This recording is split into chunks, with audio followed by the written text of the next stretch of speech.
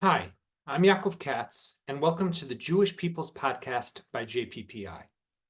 On Sunday, hostage families released a Hamas video showing three sons and their abduction into Gaza under fire.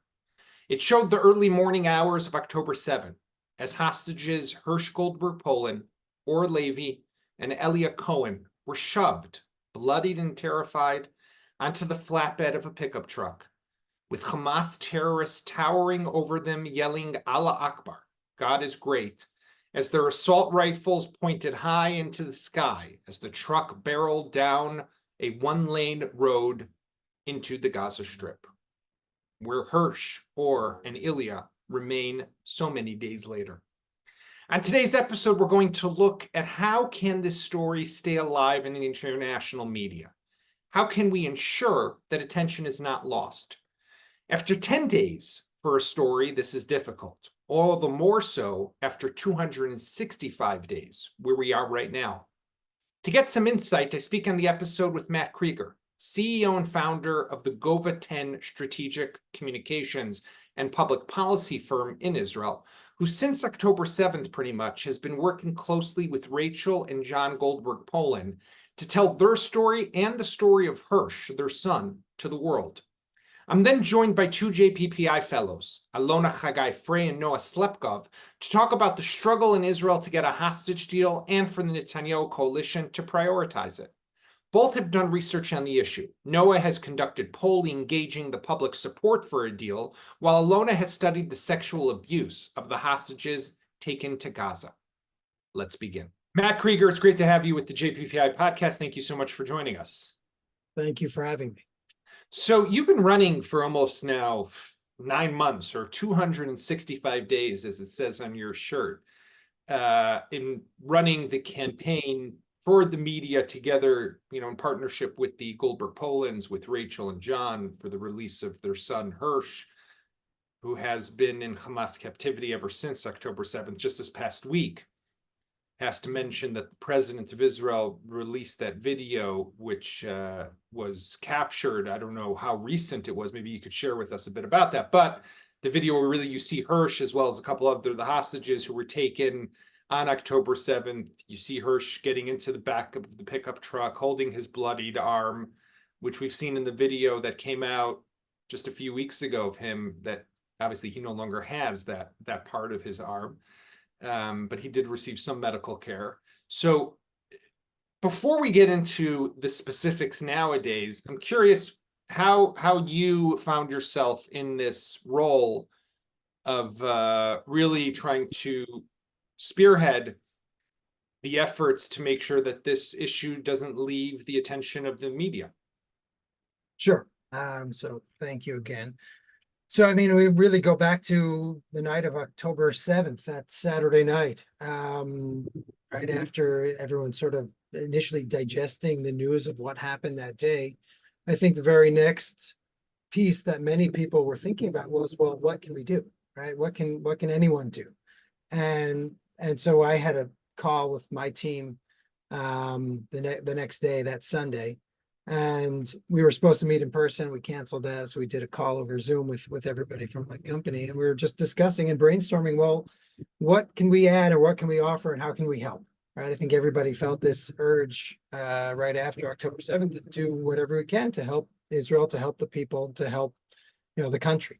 And so we said, well, let's lean into what we do, which is we work with journalists, we work with media, we work in communications. And at that point already, October 8th, there were hundreds, if not thousands, of journalists already from all over the world who were already in Israel or traveling to Israel to cover the story. And so very quickly, what we said was, well, let's connect the stories of the people to the journalists that are here and help tell the world what's happening. And so the people that we started initially connecting to were families of hostages and families from the kibbutzim surrounding the Gaza envelope area. What we did was we put a very sort of rudimentary Google Doc or Google form together. And we said, are you a journalist? Are you looking for a story? What outlet are you from? What's your contact information? And on the other side of it, are you a source? Are you a family? Are you willing to tell your story? Are you willing to be interviewed? What languages and what's your contact information? And then on the back end, we just started connecting the journalists. We sent that out to several of our, networks, and there were already some WhatsApp groups that had been formed. And we started connecting the journalists with the families. By the end of that first day, by the end of that first Sunday, we probably had over 100, journalists and families that were connecting and starting to speak. And that sort of mushroomed from there. We got connected to several other people that were doing some, similar things. And then you and I, along with some others, we worked together. I think it was October 10th, that first Tuesday, where we put together a press conference for 4 of the American families with the journalists that were here in Tel Aviv. Probably, I'd say we had close to 200 journalists in the room that day from all the networks around the world. And one of the families were Rachel and John Goldberg-Polin. And that was really the first time that I had, sort of interacted directly with them. I knew John from prior, from some of the tech work that he was doing. And we work with technology companies and startups. And so I had known him and from the neighborhood here in Jerusalem. But that was really the first time. That Tuesday, October 10th, was really the first time that we interacted and engaged with them. And then right after that, I pretty much began working with them almost full time, as friends, as helping, and then as a consultant with their wider team. And really got very much involved with them from that point forward. And that was over, as you said, 260 days ago. It's amazing that so much time has passed, but these people have been languishing in Hamas captivity for so long. But one of the things that I think about often is how we in Israel, obviously hostage families are different, but I think even the entire public of Israel is very much still stuck in that moment of October 7 because of the wound that cannot heal as long as people are being held still in the Gaza Strip in Hamas captivity. While the world, on the other hand, is thinking of other things. We're talking Thursday, June 27th. Tonight in the US is the presidential debate. But will they even mention the hostages? I would guess no, right? Why would they? You have the 9 months now of war. You have the devastation in Gaza. You have the claims of death tolls. You have the lack of a plan that keeps on getting talked about. Is what's going to be Israel's plan? What's Israel doing? The political upheaval in Israel. We're now talking about the Haredi draft, and this, and that. So how do you as a media professional, this is where I'm going, how do you as a media professional keep this story alive?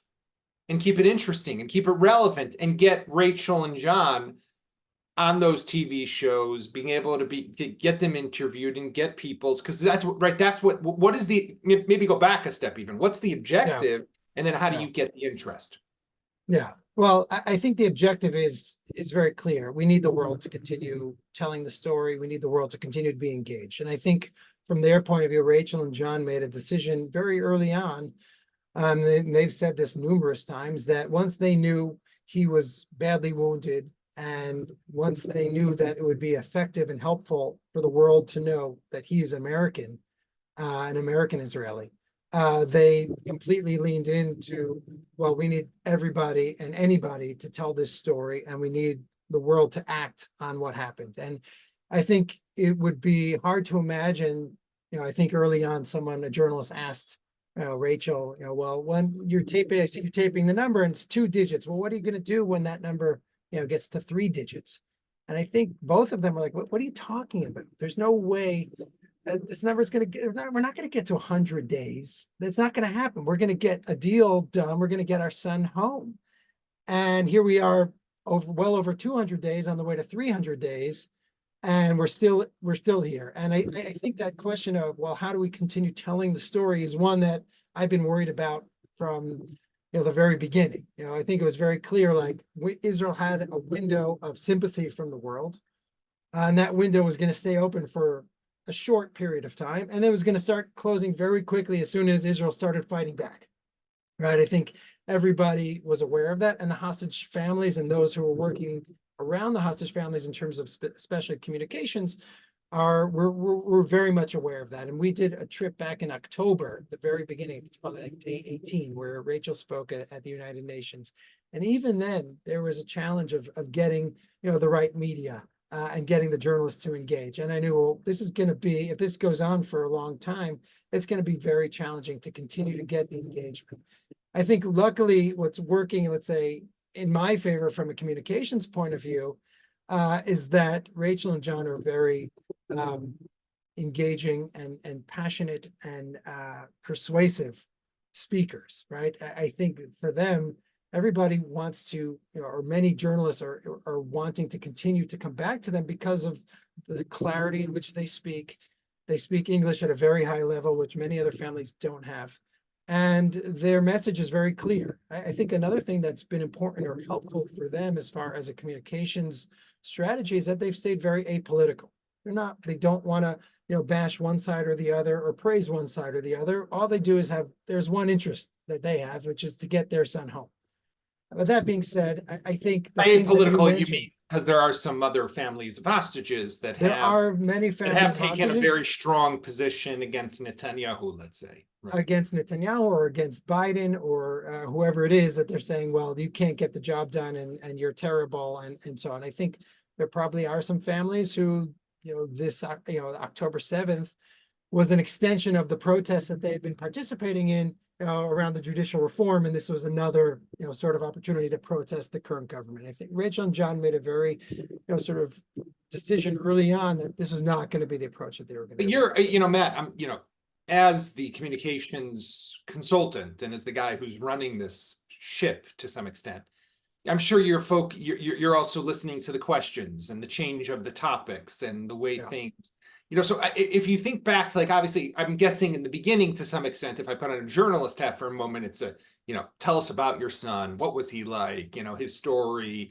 What do you want to see happen or things like that? Now, where we are so many days later, what is the media looking for when they do sit down with John or Rachel? Yeah, no, I think, listen, as you said, the world at this point knows Hersh's story, and we've had actually opportunities to retell that story at points along the way, right? There was a video back in April when that was the first proof of life of Hersh that was released. And so I think at that point, we had another opportunity to re-engage and tell the story in a deep way. And there was a video this week that was released publicly of Hersh actually from the abduction on October 7th. And so they do touch on those stories as well. I think at this point is, well, what do you want? Like, what do you want the US, what else can the US be doing? Or what else can Israel be doing differently? Unfortunately, there's no real good answers, right? I think the US and Israel, they would say, Rachel and John would say, well, neither side is doing enough because the proof is that their son is not home and the other 120 and also hostages are not home. Yeah, in this type of story, it is a zero-sum game, right? There's no halfway win that you could say, no, it's either he comes home or he's not home. It's that simple, right? It's very binary, right? There's only one successful outcome here. There's no partial victory without having everybody home, and there's no victory without everybody coming home. I think one interesting thing that you touched on as well, and let's say the world news cycle as it is, I think if you look at the next several months, there are, I think there's potential for this story to get buried even further than it's already been buried, right? Because as you said, this week there's a presidential debate. And early last week, Rachel and John were in DC and they actually were on Jake Tapper's show on CNN. And Jake is hosting the debate tonight. After Dana Bash from also CNN, right? Exactly. So after the video. By the way, two Jewish journalists, doing the debate between Biden and Trump. Good luck to them. Yes. Yes. And that's exactly, following that interview that Rachel did, she said to him, listen, Jake, like, this is your moment, as a journalist and as a Jew, like, you need to push them on saying, well, what are you doing about the hostages? Why aren't they home? Or what would you do as the president if you're going to ask Trump that? And it's like, Biden, well, what have you done? Why aren't they home yet? And I think there's obviously a hesitancy. He sort of hedged, well, it's not my decision. There's a whole group of people that make the decisions around what questions are asked. But I think that's sort of the challenge. I think there is a hesitancy to engage fully from the media outlets on the story. If you look just at the coverage from this week around the video of Hersh being released, so there was a piece on Good Morning America, and there was a piece on the Today Show, and they say the latest on, Hersh Goldberg-Polin. Here's another video of him being released, but then the Being story. taken hostage. Sorry, I'm sorry. Taken hostage on October 7th. The video being released of the video released of him being taken hostage. But then the story then does shift quickly. And here's what Israel is doing in the West Bank. And there's a story, the terrible story of Israel, the soldier on top of, with the Palestinian on top of the army Jeep. vehicle. Yeah. And so I think you're seeing a lot more of that. It's not just you telling the hostage story, it's in the context of everything else that's happening. And I think they're sort of been forced into this box of, you can't just tell the hostage story, which is very sad because there are 8 Americans that are being held. And the world, the Americans, at least in the United States, needs to know who these people are. I mean, 8 Americans, the most Americans being held anywhere against their will in the world right now, right? By a terrorist organization. I mean, this should be for America a massive national security issue for every American. It should be at the very top of the American administration should be the very top of their interests. Yeah. And what we're seeing is that it's not, because they're not home, right? I think if it was the very number one agenda item, then we would quickly find that we would be out of this, crisis. Yeah. Matt Krieger, I want to thank you very much for joining us. A pleasure to have you, and thank you for all the important work that you do on behalf of definitely Hersh Goldberg-Polin specifically, but the wider hostage issue as well. So thank you. My pleasure. Thank you. Always a pleasure to talk to you. Alona and Noah, it's great to have you back on the podcast, and thank you both for finding the time to join me. So we're talking about hostages, and basically part of it is the fact that, on the one hand, it does seem that there is a bit of an uptick in the, I would say, level of the protests that we've started to see. For example, tonight on Thursday evening here in Jerusalem, there's expectation that there is going to be a larger protest outside the prime minister's house, calling for him to do more to get back the hostages. When the video was released earlier this week of the kidnapping and the abduction of a number of the hostages from the Nova Festival, I think it was President Herzog who put it out, and then other people who put it out, and that sparked like these, just random kind of smaller protests. But everyone is gearing up to, I think, the weekend, which we're on the cusp of. So I'll start with you, Alona. I mean, can you give us just your sense of where is the Israeli people right now, Israeli society, when it comes to this struggle to get more attention and spotlighted onto the hostage issue, as opposed to the coalition, which seems at times to not care as much? I will start with the beginning. I think from the first moment the 2 goals of war declared, they didn't align with each other. To win and destroy the Hamas on one end, and to return all the hostages on the other end. The first goal, the destruction of Hamas, is incompatible with the second goal, and we see it each day in every military move. Moreover, the first goal is unclear, and it is really possible. It really is not possible to define when Hamas will be destroyed. I think Hamas is a movement, an army of terrorists, and the war is just, but it's also an idea. So each day that passing, the public notice it, think about it, and go, as you said, to the street to say enough is enough. We think that to win this war is first of all to return the hostages home. So Noah, on the other hand, though, there's no question that for the world has to some extent moved beyond the hostages at the moment, right? The world is more focused on day after, destruction in Gaza, civilian casualty toll, like all of the struggle that we Israelis have still, which is that I sometimes feel that with the hostages still in captivity, it's almost going to be impossible for our country to heal itself, because every time you think that wound from October 7 is closing, you are reminded of hostages that are still in Hamas captivity, whether it's a video that comes out like this week or some other reminder, a birthday like Naama Levi's birthday, one of the female soldiers who's still being held in Gaza.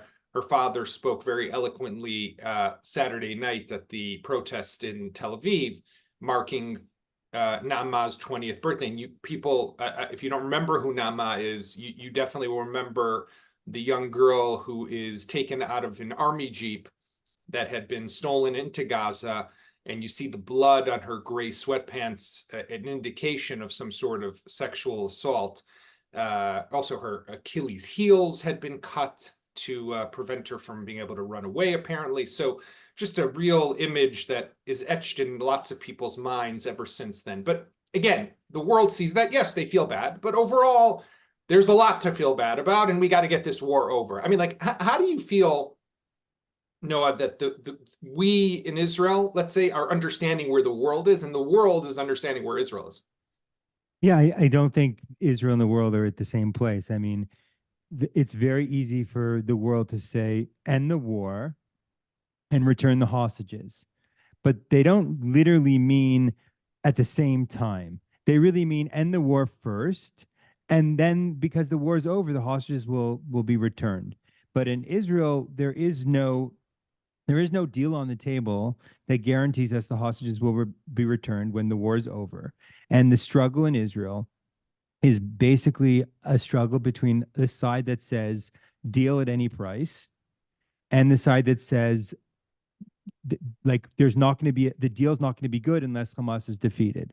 And as long as the world sees the destruction in Gaza every day, they don't really care about the hostages that are still in Gaza.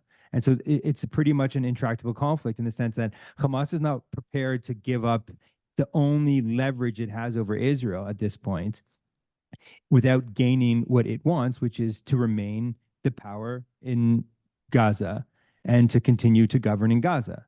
And even though the international community, I mean, at the end of the day, from what I hear from reports of the mediations and statements you see from the international community, Hamas is still the one that's not prepared to concede its main sticking points that the negotiations are failing as a result of Hamas. But the idea of ceasefire now, it's a simple concept. Just stop firing, just stop assaulting Gaza, and everything will be fine. But we know that's not the case. And I think the problem here in Israel is that the government knows that the public is divided on this issue, and Netanyahu is making political considerations that he's not prepared to bring a terrible deal to the Israeli public that's going to see Hamas remain in power. It's just, for him, that's inconceivable. But if enough pressure is put on Israel, if on the government, I think that's inevitably the most likely scenario. And just remind us, Noah, for 1 second, polling that we've done at JPPI, the results of whether end the war, continue, get back the hostages, to stop. Where does that polling fall at the moment? In the most recent poll, most of the population says that returning citizens to their homes is the urgent, not urgent, but the overall goal of this. I mean, there's something like 60,000 people, 70,000 people who are displaced internally in Israel from their homes because of the war. So it's really difficult for those people to say, wait, hold on a second. Like, okay, there's going to be a hostage deal. Hamas will stay in power, and we need to be at the border with Hezbollah and the border with Hamas. Like, for this to happen again, no, thank you. So there really is, and the situation with Hezbollah, I mean, you don't, because Israel's not killing people in Lebanon every day like is taking place in Gaza. The international community is not really focused on this calamity that's taking place on Israel's northern border. But as soon as an all-out war is going to be taking place, all the attention is going to be shifted to the damage is being done on both sides, and the issue of Gaza is going to be, you know, a sideshow. And as long as people, yeah, but like you said, there is a split, right? And although it seems that a majority of Israelis, so Alona, I mean, if there is the majority of Israelis who do want to get back the hostages as the priority, let's say, of Israel, but the coalition, I don't think that's true. I don't think there is a majority of people who I want to will get back the say, hostages as a majority. I want to say that in Noach, as we hear him just now, there is a tension. There is a real tension. I think all the vast majority of the population knows that the war in Gaza is just. We need to be in this war, unfortunately. But as I said, there is a very real and pain tension between winning the war by defeating Hamas, and also we don't know what is the mean of defeating Hamas. What will be the destruction of Hamas? Because I think Hamas is also an idea. So we have to win in this war also, and at the same time to return the hostages home, because the hostages is not how can I put it, a simple hostages or casualty of war. The hostages is people that took from their homes, and we as a public feel responsible for their destiny. They are not all soldiers that fight a war and took as an hostages. They are plain people like me and you, and we as a public feel responsible for their destiny. yeah, but I mean, I do think, no, just getting back to the polling for a second, there were, if you go back to the polling of the Israeli public before the operation in Rafah back in May, there was a significant percentage of Israelis that said, maybe not in our poll, but in other polls definitely, that showed that in Israel there was a majority that said we prefer a hostage deal over going into Rafah. And even most recently, after President Biden unveiled his plan, which was supposed to scale back the war, which Hamas rejected, we have to say, and President Biden himself said that, did indicate that you had about 40% of Israelis who supported that deal, even from ending the war. But yes, there was a significant percentage of, I think, over 34, 35%, that said that no, we would have to go back into Gaza even after such a deal. And this does have to be said, is that from within the right-wing parties and people who vote for parties that are in the coalition, they are adamantly opposed to a deal. So here alone, except for Shas, it should be mentioned that Shas or Shas voters.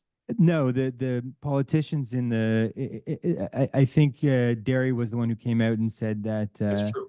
Yes. that they believe that the hostage deal is crucial. I think it needs to be said that Alona is completely right that Israel has a moral and maybe legal obligation to ensure that all the hostages are returned home. Like, period. Like, there's no way around that needs to happen. And I think one of the problems, even within the hostage families, is there's a divide among people who say we need to have a deal that's everyone is going to get released, and not a deal that says my son, who happens to be a 25-year-old in reserve duty before October 7th, of course, shouldn't be part of the deal. So even among the deal itself, you have people that say, how can you make a deal that's going to say only a certain amount of people can be freed? So the hostage deal we're talking about is a hostage deal in which every single person in Gaza... You're basically referring to, for a moment, the reports earlier this week. Well, not a report. Prime Minister Netanyahu went finally, by the way, I mean, this has to be said, one of my big crusades since the war has been to criticize the prime minister for not giving a single interview Oh, it's awful. to the Yeah. Israeli media, giving about 20 interviews to international media. Even the speech that he'll be giving on July 24th before Congress, which I think is, it's always good to have a leader of your country speak to the most important, parliament in the world. However, speak to the Israeli people, man. I mean, like, that's a little more important. I think we as Israelis want to know what's happening. So finally this week, he did give an interview. It wouldn't have been to the outlet that I would have thought he should give it to, but he gave it to Channel 14, where some of the real tough questions were like, what are you made of that you're able to stand up to the criticism? What do you eat for breakfast? Or the standing ovation he got when walking into It's the theater. studio. It's political theater. Yeah, total political theater. But finally, he did take some questions. But in that interview, he spoke about a partial deal, Well, which then got slammed. So I think that's what you're referencing. No, but we know from previous negotiations, the previous hostage deal that took place had a piecemeal approach, where every day or every 2 days there were hostages released. Yeah. And I mean, I don't think we're ever going to see a bus of 180 or whatever 120 now. But yeah, not all of them are alive anyhow. But we're not going to see them all released at once. There's going to be a piecemeal approach, and Hamas is, unless you make a deal with Hamas, it says Hamas stays in power, we're going to end the blockade. We're going to give in to all the Hamas demands. Israel's going to withdraw completely from Gaza. It's a really impossible deal. It's right. a intractable conflict. Hamas wants to stay in power, and we want Hamas to be destroyed. And I just want to say one thing about this notion about ideas can't be defeated. No, ideas can't be defeated, but people can say that's a bad idea. We don't have the Japanese that bombed Pearl Harbor. They're not in power. The Nazis are not in power in Germany. Ideas are defeated throughout history. Sides lose wars, but there is, but for that to happen, to defeat an idea, you need a de-radicalization process, and you need an alternative governing entity. You need an alternative, right? And we're not doing that. Alona, in just the time we have left, you in the beginning of the war were very active, and I know you still are very involved in the women who came back and the sexual violence that has been documented. I mentioned Naama Levi before, but we've had other hostages who have recently returned, the four, Andre, Almog, Shlomi, and Noah. And just in general, I know that, the U.S. Justice Department has been here, and there's a lot of different collaborations and cooperations, investigations that are being looked into. Is there anything new on that front of where things stand in terms of the whole issue of sexual violence that has been conducted and perpetrated against the mostly female hostages? As we know, we start with absolute silence, and we saw the picture, but the world didn't pay attention to the exact picture that we saw. And as you said about Naama and so on, that we know that there was sexual abuse and sexual violence.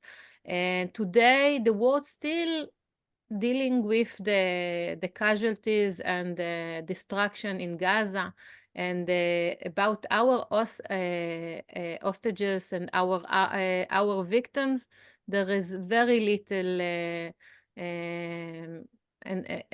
any help from the global community, and we still need to raise this point, because there are now women that hostage in Gaza still, and we need to still speak this, as you say, crime that we know that committed and probably still, but I have nothing to report that something is Thing has moved. Yeah. Yes. One of the things I was thinking the other day is we spoke about this bit on the podcast, but the 12-year-old French girl who was viciously raped by so-called schoolmates of hers, because they claimed that she had hid that she was Jewish. Even the French president Macron came out and talked about this scourge of anti-Semitism. But this whole concept of rape and sexual assault as a tool, like as another weapon of war, I think is something that maybe existed a long time ago, in back in the Vikings era, let's say, It was always, but it was all. But it seems like it was always there, and maybe we just weren't focused on it. Yes, it was not political correct to speak about it. It was in Second World War, in the First World War, and far back. It's always happened, and we see it's happen even now. But usually we deals with the victims that we can see, the murders, the casualties that we can see, and usually the victims of sexual crime don't talk. And we see that now that women has more power and more support, that they start to talk, and we start to contribute to it. And we see that it exists.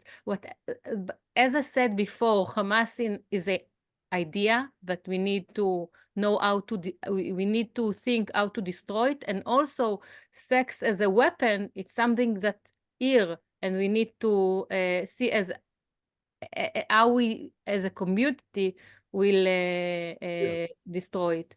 Yeah. Well, I want to thank both of you, Alona and Noah, for joining me today. And to all our viewers and listeners, thank you very much for being with us. Wishing you all a quiet weekend, a Shabbat Shalom. And let's hope that next week we actually have some more, positive, optimistic news to talk about, because boy, does this country need it. So thank you all very much, and have a good weekend.